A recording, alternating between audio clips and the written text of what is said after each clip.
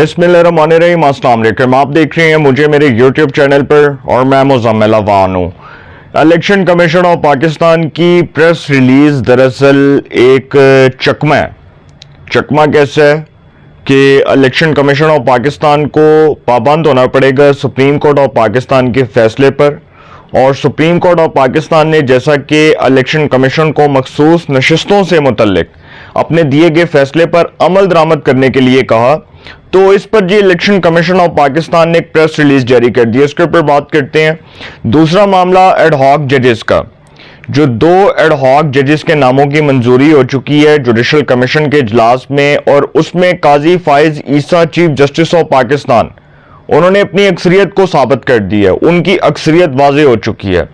वो जो कहते थे कि सुप्रीम कोर्ट में अक्सरियत वाले जज chief justice of Pakistan justice Qazi Faez Isa अकलियत में चले गए और उनकी अक्सरियत जो है वो ख़त्म हो गई और वो अपनी अक्सरियत साबित करने में नाकाम हो गए, तो सर चीफ जस्टिस ने अपनी अक्सरियत साबित कर दी है, वाज़ेह हो चुकी है।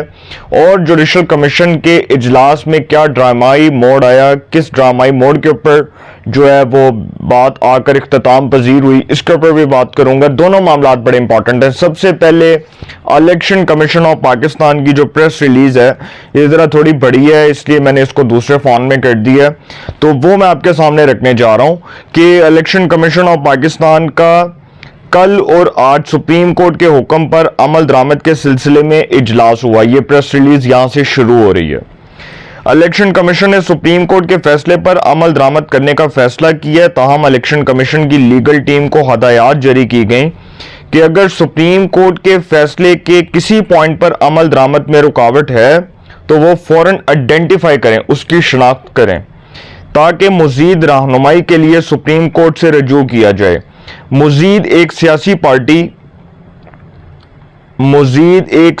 पार्टी की तरफ से चीफ इलेक्शन कमिश्नर और मोअज़्ज़ज़ मेंबरान इलेक्शन कमीशन को मुसलसल और बेजा तनकीद का निशाना बनाने पर कमीशन ने इसकी शदीद मज़म्मत की और इसे मुस्तरद किया।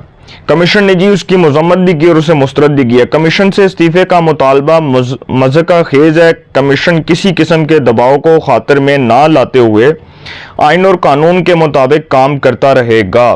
मज़ीद इलेक्शन कमीशन ने किसी फैसले की गलत तशरीह नहीं की। उन्होंने ये कह दिया, उन्होंने सुप्रीम कोर्ट को कह दिया कि हमने किसी फैसले की गलत तशरीह नहीं की। वो तो आम और खुले अल्फाज में वो ये कह रहे हैं कि हमने कोई गलत तशरीह नहीं की।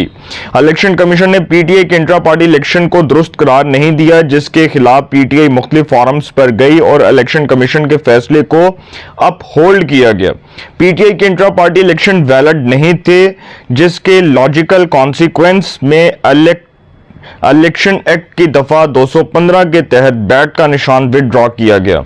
लिहाजा इलेक्शन कमीशन पर इल्जाम तराशी इंतहाई नामुनासिब है। जिन 39 एमएनएस को पीटीआई का एमएनए करार दिया गया, इन्होंने अपने कागजात नामजदगी में पीटीआई से अपनी पार्टी एफिलिएशन जाहिर की थी, जबकि किसी भी पार्टी का उम्मीदवार होने के लिए पार्टी टिकट और डिक्लेरेशन रिटर्निंग ऑफिसर के पास जमा करवाना जरूरी है, जो कि इन उम्मीदवारों ने जमा नहीं करवाया था। रिटर्निंग ऑफिसरों के लिए यह मुमकिन नहीं था कि वो इनको पीटीआई का उम्मीदवार डिक्लेयर करते। जिन 41 उम्मीदवारों को आज़ाद डिक्लेयर किया गया, इन्होंने ना तो अपने कागजात नामजदगी पर पीटीआई का जिक्र किया और ना पार्टी की एफिलिएशन जाहिर की और ना किसी पार्टी का टिकट जमा करवाया। लिहाजा रिटर्निंग ऑफिसरों ने इनको आज़ाद हैसियत में इलेक्शन में हिस्सा लेने की इजाज़त दी। इलेक्शन जीतने के बाद कानून के तहत 3 दिन के अंदर एमएनएस ने रजाकाराना तौर पर सुन्नी इत्तेहाद कौंसिल में शमूलियत इख्तियार की। सुप्रीम कोर्ट में सुन्नी इत्तेहाद कौंसिल, इलेक्शन कमीशन और पेशावर हाई कोर्ट के फैसले के खिलाफ अपील में आई। सुन्नी इत्तेहाद काउंसिल की यह अपील मुस्तरद कर दी गई। पीटीआई इस केस में ना तो इलेक्शन कमीशन में पार्टी थी और ना ही पेशावर हाई कोर्ट के सामने पार्टी थी और ना ही सुप्रीम कोर्ट में पार्टी थी। तर्जुमान इलेक्शन कमीशन की प्रेस रिलीज, यही तो बात हम कह रहे हैं, यही तो रोला पिट रहे हैं, यही तो pitSyapa.com के ऊपर बात हो रही है कि इलेक्शन कमीशन ऑफ पाकिस्तान भी वही बात कर रहा है, पाकिस्तान के जय्यद सहाफ़ी भी यही बात कर रहे हैं, पाकिस्तान का नेशनल मीडिया भी यही बात कर रहा है कि जिस फरीक ने दरख्वास्त दी है जी सुन्नी इत्तेहाद कौंसिल की, फैसला तो सुन्नी इत्तेहाद कौंसिल के हक में आना चाहिए, फैसला पीटीआई के हक में आया और कहा गया कि जी जो पीटीआई है वो मखसूस नशिस्तों की हकदार है। भाई पीटीआई एक पॉलिटिकल पार्टी है, बिल्कुल है, लेकिन वो तब तक पॉलिटिकल पार्टी डिक्लेयर नहीं हो सकती जब तक उसकी कोई पार्लियामेंट्री पार्टी प्रेजेंस नहीं होगी। देखिए ना, सुप्रीम कोर्ट का फैसला दरअसल बादियों नजर में बिल्कुल ठीक हो सकता है, मैं उसको गलत नहीं कह रहा, लेकिन एक इबहाम खड़ा हो गया है, एक समझ लें कि एक शकूक व शुबहात ने जन्म लिया है कि समझ ये नहीं आ रही कि पीटीआई अगर पॉलिटिकल पार्टी है तो वो फिर पॉलिटिकल पार्टी इलेक्शन कॉन्टेस्ट करती। उन्होंने तो पॉलिटिकल पार्टी इलेक्शन कॉन्टेस्ट ही नहीं किया। 3 रुकनी बेंच का फैसला था कि पीटीआई को बल्ले के निशान से फारिग कर दिया गया। पीटीआई बल्ले का निशान नहीं ले सकती क्योंकि इन्होंने अपनी पार्टी में इंट्रा पार्टी इलेक्शंस नहीं करवाए। तो सर उसके बाद अगर हम ये जिद डाल के बैठ जाएं कि जी हमने सीटें जो है वो पीटीआई को ही देनी है और पीटीआई ही मखसूस नशिस्तों की हकदार है, कोर्ट का तो फैसला है, कोर्ट का फैसला तो इंप्लीमेंट होना है, लेकिन हम खुद से ये अज्यूम करना स्टार्ट कर दें कि जी पीटीआई को सीटें दे दो। ये जो आज लोग टीवी पर बैठ के कह रहे हैं ना कि पीटीआई मखसूस नशिस्तों की हकदार है, पहले वो सुप्रीम कोर्ट का फैसला पढ़ लें, सुप्रीम कोर्ट के फैसले को डिटेल से पढ़ें।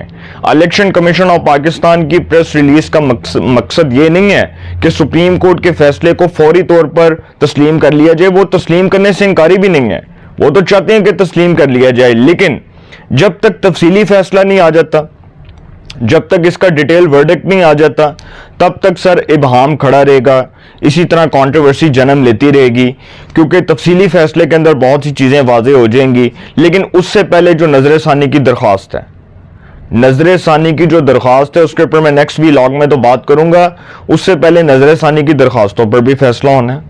अब नजर सानी की दरख्वास्तें जब लगेंगी तो फिर ही होगा ना। अब नजर सानी की दरख्वास्तें अगर जाकर लेट लगती हैं या उसके ऊपर टाइम लगता है तो सर वो दरख्वास्तें गैर मौसर हो जाएंगी। अब यहां पर बात यही हो रही है, इलेक्शन कमीशन ऑफ पाकिस्तान ने कहा है कि इलेक्शन कमीशन ऑफ पाकिस्तान ने किसी फैसले की गलत तशरीह नहीं की। इट मीन्स कि उन्होंने आईन और कानून के मुताबिक फैसला दिया, और अगर उन्होंने अब फैसले की गलत तशरीह की होती तो सुप्रीम कोर्ट कह देती कि जी इलेक्शन कमीशन ने बादियों नजर में अपने कॉन्डक्ट से इनहराफ किया या अपना जो फैसला दिया है वो इबहाम से भरा हुआ है या वो गलतियों की भरमार है, सुप्रीम कोर्ट ये भी कह सकती थी। तो सर ये इलेक्शन कमीशन ऑफ पाकिस्तान जो है उसने 8 जजेस का फैसला मानने से इनकार कर दिया। ये मैं आपको फिर बता दूं कि अगर आप उसको प्रेस रिलीज को पढ़ें तो उस प्रेस रिलीज में दरअसल बात यही है कि उन 8 जजेस ने जिन्होंने फैसला सुन्नी इत्तेहाद कौंसिल के पिटीशन पर पीटीआई के हक में दिया है, और 8 जजेस की अक्सरियत ने यह फैसला दिया है कि पीटीआई सुन्नी इत्तेहाद कौंसिल नहीं, पीटीआई मखसूस नशिस्तों की हकदार है। तो सर इलेक्शन कमीशन भी यही बात कर रहा है कि जब दरख्वास्त पीटीआई की नहीं है, जब दरख्वास्त सुन्नी इत्तेहाद कौंसिल की है तो फैसला पीटीआई के हक में कैसे आ सकता है? सोचने का मुकाम है। तो इसके ऊपर क्या होता है ये आने वाले दिनों में पता चल जाएगा। दूसरा मामला एड हॉक जजेस का है। देखिए बहुत से लोगों को इस पर इबहाम है कि आइन और कानून में एड हॉक जजेस की गुंजाइश मौजूद नहीं है। पाकिस्तान के बहुत प्रोमिनेंट लॉ एक्सपर्ट हैं, किसी किस्म की कोई करप्शन का उन पर इल्ज़ाम नहीं है, उनका जो किरदार है, उनकी जो शोहरत है वो किसी इल्ज़ाम से दागदार नहीं है, वो बिल्कुल जो है वो नीट एंड क्लीन है, बहुत नफीस आदमी है, बड़े शरीफ आदमी है। और पाकिस्तान के प्रोमिनेंट लॉ एक्सपर्ट हैं जनाब हामिद खान साहब, जो साबिक सदर भी रहे हैं सुप्रीम कोर्ट बार के और पीटीआई के सेनेटर भी हैं। वो कहते हैं कि आइन में एड हॉक जजेस की गुंजाइश मौजूद नहीं है। सुप्रीम कोर्ट में केसेस की भरमार है, लाखों केसेस पेंडिंग हैं, जजेस 17 हैं, और हम अगर 4 जजेस की एडिशन कर देंगे तो कोई क़यामत नहीं आ जाएगी। ठीक है, आइन में एड हॉक जजेस की गुंजाइश मौजूद है। आइन ये नहीं कहता कि सुप्रीम कोर्ट में जो 17 जजेस हैं उनके अलावा कोई जो जज है वो केस की समाअत माजी में भी एड हॉक जजेस बने। जस्टिस रिटायर्ड मीर हजार खान खोसो वो एड हॉक जज रहे, उसके बाद कई लोग एड हॉक जज बने। तो ये तो नहीं कहा जा सकता कि जी एड हॉक जज, माजी की मिसालें उठाकर देखें, सुप्रीम कोर्ट में एड हॉक जजेस लगाए गए। जुडिशल कमीशन के इजलास में चीफ जस्टिस ऑफ पाकिस्तान ने अपनी अक्सरियत को वाज़ेह कर दिया। 2 एड हॉक जजेस के नामों की मंजूरी हो चुकी है, जस्टिस रिटायर्ड सरदार तारिक मसूद और जस्टिस रिटायर्ड मजहर आलम, दोनों को 1-1 साल के लिए एड हॉक जज बनाने का फैसला किया गया। जस्टिस रिटायर्ड सरदार तारिक मसूद के नाम पर एक जज ने इख्तलाफ किया जस्टिस मुनीब अख्तर साहब ने, और जस्टिस रिटायर्ड मजहर आलम साहब के नाम पर 3 जजेस ने इख्तलाफ किया, जस्टिस मंसूर अली शाह, जस्टिस मुनीब अख्तर और जस्टिस याह्या अफरीदी। अब इंटरेस्टिंग बात यह है कि जस्टिस मुनीब अख्तर साहब ने दोनों जजेस के नामों के ऊपर इख्तलाफ किया, जबकि मेरी नज़र में दोनों नामों में से कोई गलत नहीं है। हाँ ठीक है, जस्टिस मंसूर अली शाह ने और जस्टिस याह्या अफरीदी ने इस बेस पर इख्तलाफ किया जस्टिस मजहर आलम के नाम पर कि वो पहले इनकार कर चुके थे, उन्होंने एड हॉक जज बनने से इनकार किया, फिर उन्होंने फैसला किया कि वो बतौर एड हॉक जज अपनी जिम्मेदारियां सरअंजाम देंगे, और उनका जो फैसला था उसके बाद उनके खिलाफ ये सुप्रीम ये जो है जुडिशल कमीशन से ये फैसला आया कि जी 3 जजेस ने उनसे इख्तलाफ किया उनके नाम से, क्योंकि तीनों जजेस का मौक़िफ़ ये था, जस्टिस मजहर आलम ने चूंकि इनकार किया और अब वो एड हॉक जज बन रहे हैं, लिहाजा उनके नाम से इख्तलाफ किया गया। और जस्टिस रिटायर्ड सरदार तारिक मसूद तो बहुत इंटेग्रिटी वाले जज हैं। अब एड हॉक जज बनाने की नौबत क्यों आ रही है? देखें, आइन और कानून के अंदर अगर हम इसको आइन और कानून के प्रिंसिपल के तहत देखें, उसके असूल के तहत देखें, तो एड हॉक जजेस इसलिए लगाए जाते हैं कि जो सुप्रीम कोर्ट में केसेस की भरमार होती है, जो सुप्रीम कोर्ट में केसेस का बर्डन होता है, बोझ होता है, वो 17 जजेस उसको फिल नहीं कर सकते। और ये एक बड़ा मुश्किल और ये बड़ा जो है ना कठिन मरहला होता है कि जब भी कोई चीफ जस्टिस ऑफ पाकिस्तान बनता है, जब भी कोई भी शख्सियत मोअज़्ज़ज़ जज साहब ऑनरेबल कोई भी जज चीफ जस्टिस बनते हैं, तो वो लाखों केसेस 1 साल में 2 साल में कवर नहीं कर सकते। तो जितने छोटे छोटे केसेस होंगे, कोई जो है वो जमीन का केस होगा, कोई कत्ल का केस होगा, कोई इस तरह के केसेस होंगे, वो एड हॉक जजेस सुनेंगे। एड हॉक जजेस लगाने का मकसद ही ये है। तो ये कोई कहे कि जी आइन और कानून में इसकी गुंजाइश मौजूद नहीं है, और वो जो कह रहे थे कि जी चीफ जस्टिस साहब की जो अक्सरियत है वो तौक़ीयत में तब्दील होगी, सर ये आने वाले दिनों में पता चल जाएगा, ये आने वाले दिनों में पता चल जाएगा। और जो आज बड़ी बगलें बजा रहे हैं ना कि नजर सानी की दरखास्तें भी फारग हो जाएंगी और हुकूमत जो है वो 2/3 मेजॉरिटी से भी फारग हो गई और पाकिस्तान में कॉन्स्टिट्यूशनल क्राइसिस आ गया, सुबहान अल्लाह, और आइनी ब्रेकडाउन हो गया और हुकूमत अब 2/3 अक्सरियत से आइन में तरमीम नहीं कर सकती, तो सर सारा कुछ होगा। जिस मुल्क में सादिक संजरानी अकलियत में होने के बावजूद अक्सरियत में जाके चेयरमैन सेनेट बन सकता है, जिस मुल्क में यूसुफ रजा गिलानी जैसे सियासतदान चेयरमैन सेनेट बन सकते हैं, और जिस मुल्क में यूसुफ रजा गिलानी जैसे लोग सेनेटर बन सकते हैं और पीटीआई के लोग उनको सेनेट में वोट डाल सकते हैं, उस मुल्क में सर फॉरवर्ड ब्लॉक भी बन सकता है, उस मुल्क में आइन में तरमीम भी हो सकती है, उस मुल्क में 2/3 मेजॉरिटी भी हुकूमत को मिल सकती है। अगर कोई मखसूस सीटें लेने के बाद ये समझ रहा है कि जी हुकूमत का खेल खत्म हो चुका है, तो सर खेल तो अभी शुरू ही नहीं हुआ।